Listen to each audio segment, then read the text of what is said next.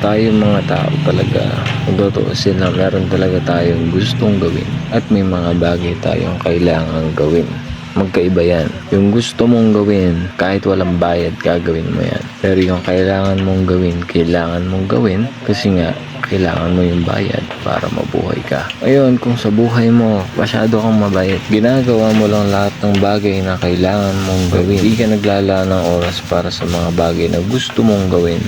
Nagiging unfair ka kasi sa sarili mo. Hindi po kasi maganda yung masyado tayong mabait. Hindi naman tayo Diyos eh. So hatiin natin yan. Sabihin na natin 80% sa mga bagay na kailangan mong gawin. Siyempre kailangan mo mabuhay. Tapos yung remaining na 20% doon, kailangan mo sa mga bagay na gusto mong gawin. Halimbawa, galing ka na sa school, galing ka na sa trabaho, pag-uwi mo ng bahay, mag-prep ka na lang, preparation, maghanda. Kumbaga, ihanda mo yung susuotin mo, gagamitin mo kinabukasan, tapusin ang assignment. Pagka okay na lahat, nakaligo ka na, ready ka na para bukas, saka mo gawin yung bagay na gusto mong gawin.